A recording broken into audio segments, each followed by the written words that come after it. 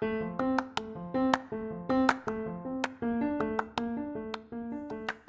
you, welcome to Sacrilegious Discourse. I'm husband. I'm wife. And together we're reading the Bible.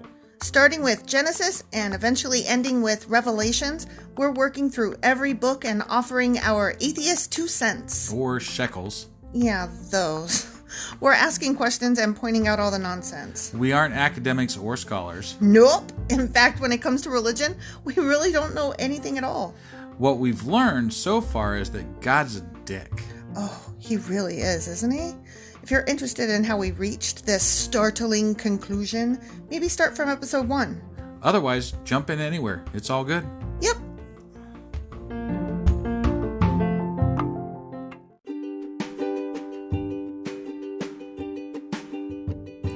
Hey wife, we just got a new sponsor. It's Anchor. They must think we're doing something right because they picked us back up. That's amazing. Want to hear something even more amazing? Yeah?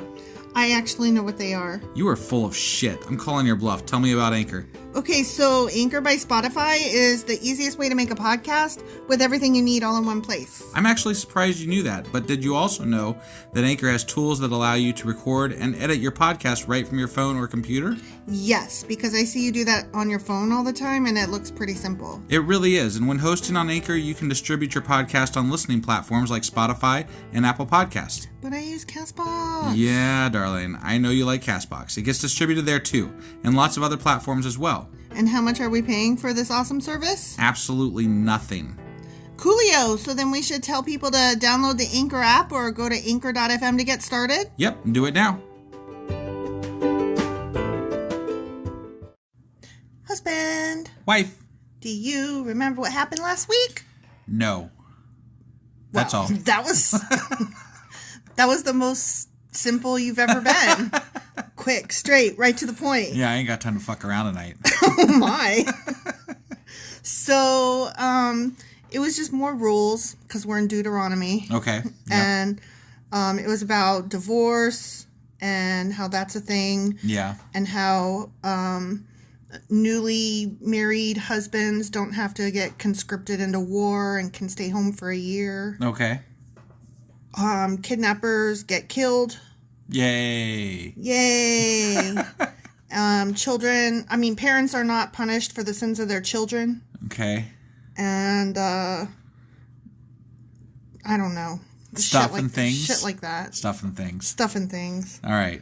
So... What?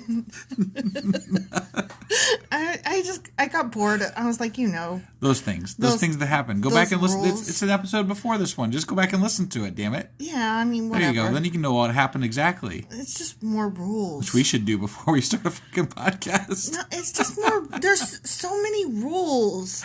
There's too many to keep up with. There are a lot of rules. And most of them don't make sense or they go against each other. Whatever. Yep. I'm bored of them. I'm not bored of us, and I'm not bored of this podcast. I'm just bored of, what happened? I don't care. I already More read fucking it. rules. I'm done with it. Rules and rules and rules. That was then. This is now. Some people die, some people don't. And next week it'll be different. Yeah. It'll be backwards. Except for, yeah, exactly. All right, what are we reading today? Deuteronomy chapter 25. All right, let's go do this.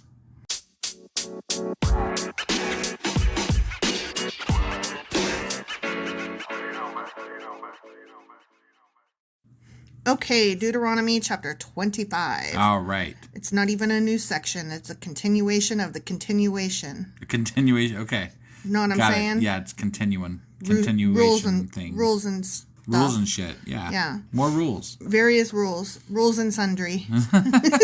Suppose two people take a dispute to court, and the judges declare that one is right and the other is wrong.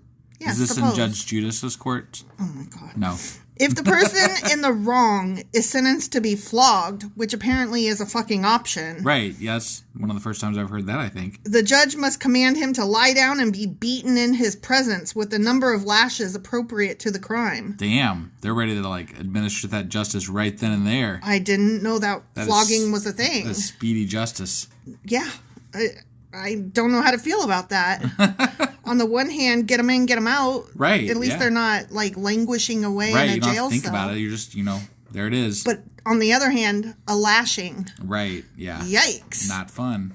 But never give more than 40 lashes. Jesus, 40? 40, God. That's a fucking shit ton. More than 40 lashes would publicly humiliate your neighbor. Or kill him. Right? Jesus. Like, 40? Like, I'm thinking, like, 3's a lot. Right. Ow. Did your parents ever beat you with a belt? No. I got beat with a belt. That shit fucking hurts. Yeah. I mean, I didn't get, like, lashed. It wasn't a lashing. Right. But it was definitely, I got beat with a belt on my bare butt. Yeah. Nope. That was some great alliteration there. It was. So, I'm not for lashings. Yeah. Personally. No, lashings suck. You must not muzzle an ox to keep it from eating as it treads out the grain. We go from fucking lashings to muzzling an ox. Same paragraph. What the fuck? They're just Same like paragraph. all over the place. They're like spaghetti and grapes and coffee right? and Mars. Yeah. It's like, they're What like, the okay, fuck? we just need to get all this shit in. Come on, write it down. But all in the same paragraph. Yeah, it's crazy. Okay. You know what? I gotta read it again because I wasn't paying attention because what? Okay. Don't muzzle your ox to keep it from eating as it treads out the grain. Okay. I don't know why. Right. So apparently it can eat the grain. Yeah. You know what? I wasn't going to muzzle my fucking ox anyway because I'm not a bitch. How about that? Yeah, there you go. If two brothers are living together on the same property and one of them dies without a son, his widow may not be married to anyone from outside the family. Oh, I see where this is going. Is this where you got to marry your brother-in-law or something? Instead, her husband's brother should marry her and have intercourse with her to fulfill the duties of a brother-in-law. So, if you died, honey, your brother would have to marry me and have sex with me. I can tell you right now, that shit ain't happening. Right. I mean, no offense against your brother. Yeah, he's a perfectly fine individual. Right, sure. I don't want to have sex with him or marry him. Yeah, right. No, thank you. Right. Goodbye. Right. Oh, the first son she bears to him will be considered the son of the dead brother, so that his name will not be forgotten in Israel. But wouldn't he have the same name as his brother? Probably. No. I guess maybe not. I guess they could have two different. No, they can't. I don't know. I don't even know. That doesn't make a lot of sense to me. But whatever. No, it would be like, so you die, right? Yeah. And so your brother marries me, and somehow magically my uterus jumps back into my body, and I'm able to have children, and I have a baby. Yeah. Okay? Then we name it after you, so that... Oh, I thought they were talking about, like, last name carrying on. Like, like... So that your name is remembered. Oh, I see. Yeah. Okay. Yeah. I got it. But if the man refuses to marry his brother's widow, she must go to the town gate and say to the elders assembled there, "My husband's brother refuses to preserve his brother's name in Israel. He refuses to fulfill the duties of a brother-in-law by marrying me." I would be What if he's already married? He's allowed to have more than one wife back then. Oh, okay. Remember? All right. They just aren't allowed to have many. And we were arguing over what many is. And we decided that 3 is many, but 4 is right out. So what if you have many, like what if you have just below many already? Like what if you have 3 wives? Right, and 4 is considered many, and then your brother's wife dies, and what are you supposed to do? I guess you have to marry. You can't have many, and you have to marry her. It says don't have too many, so it doesn't have a specific number, so he has to marry her. But I want to know what that specific fucking number is, though. Just not too many, okay? Just don't have too many. Okay. So the elders of the town at that point, when she is like, he's not going to marry me. I would be like, will you please not marry me? The elders of the town will then summon him, and I lost my place, and then summon him and talk with him. Okay, they will summon him and then talk with him. Okay. So they're going to try to talk him into it. Well, at least they're not stoning them to death. If he still refuses and says, I don't want to marry her, the widow must walk over to him in the presence of the elders, pull his sandal from his foot, and spit in his face. Damn! Wow! What's the pulling the sandal from the foot have to do with spitting? I mean, like, maybe she's gonna beat him with it. But they didn't say that, so that's interesting. But she's got his shoe now. Okay, now what? And she's gonna spit in his face. Now what, though? Then she must declare, "This is what happens to a man who refuses to provide his brother with children." So you get spit on? Ever afterward in Israel, his family will be referred to as, quote, the family of the man whose sandal was pulled off.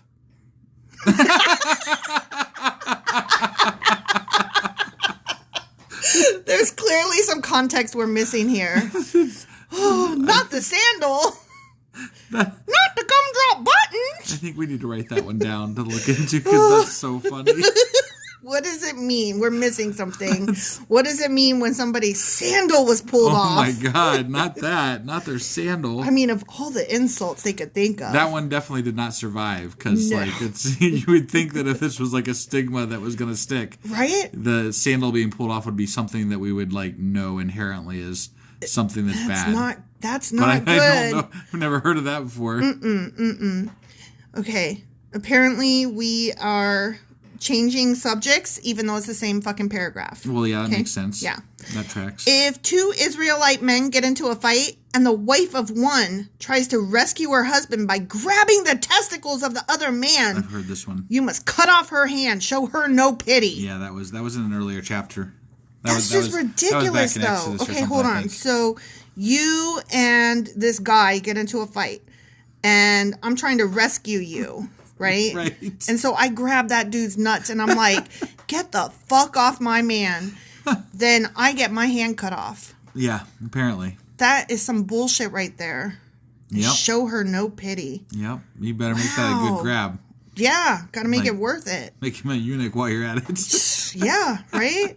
I'm just thinking, like, if it was bad enough, if you were losing bad enough that I felt the need to step in, right, it was already going to be worth having my hand chopped off. Right. You know? Because you're pretty good at handling yourself, I think. Yeah. Not that you do fights, but no, I think you'd be okay. Yeah. I mean, not against a gun, obviously. Well, yeah. That's like one of my favorite scenes ever is in Indiana Jones. And they're like on this, like, just on the one side of a bridge or something. There's one guy with like two swords and he's like going swinging his swords all around and stuff. And then Indiana Jones just is like, whatever, and then just pulls out the gun and shoots him. Do you know that was an improvised scene?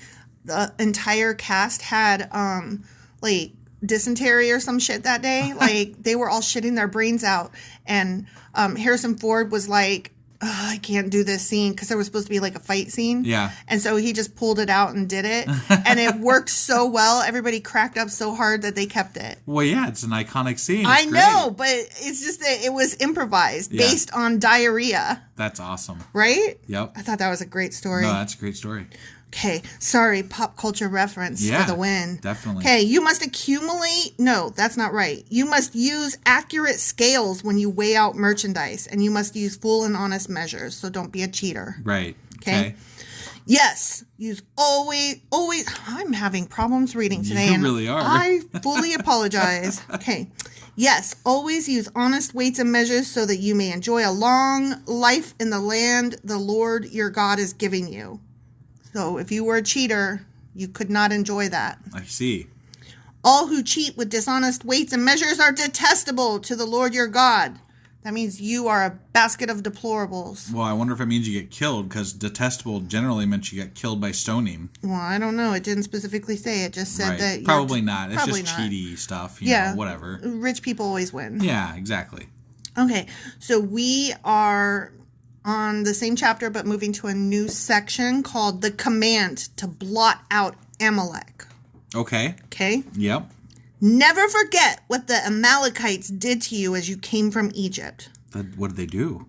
Weren't these the giants? I don't know. Amalekites? I don't remember. They attacked you when you were exhausted and weary, and they struck down those who were straggling behind. Oh, that's right. They were the ones that attacked them, but then the Israelites beat them anyways, so... Right. Whatever. Right. They had no fear of God. Therefore, when the Lord your God has given you rest from all your enemies and the land he has given you as a special possession, you must destroy the Amalekites and erase their memory from under heaven. Never forget this. But they wrote them into the Bible so that they'll be remembered forever. I know. Kind of counterproductive there, don't you think? Forget this name that you're writing down, but always read these so... Never forget it. Yeah. Weird. It is. Why would you do that? Really weird. Also the end. Oh, yeah. But... yeah, that it makes doesn't make no any sense. sense to write about somebody that you want them to forget. Yeah. So. Yeah. I mean, it would be better if they had pulled out the Voldemort effect and been like, those bastards whose names we shall not speak. Right. Yeah. You know? Yeah. will never say their names, but you know the ones. Right. Those tall ones, or those, ugly noses, or those stars, yeeches, bellies. Yeah. Yeeches. I don't know what the fuck you're saying right now. Stars on Mars. Okay. No, but okay. Star-bellied yeeches. Fuck. Okay, I gotta go. Bye. We gotta go, bye.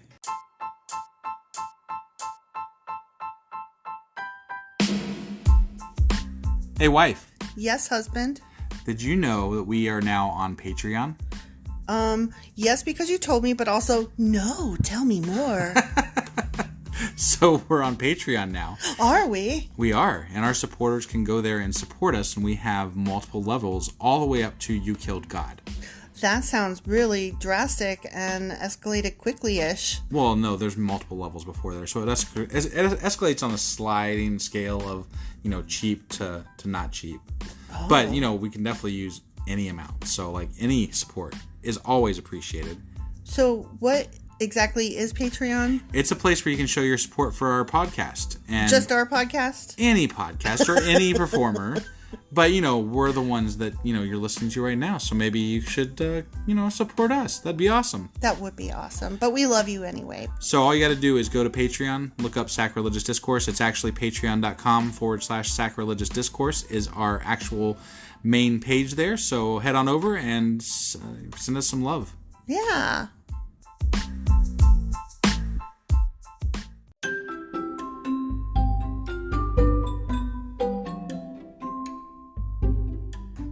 Husband, it's the end. It is indeed, wife.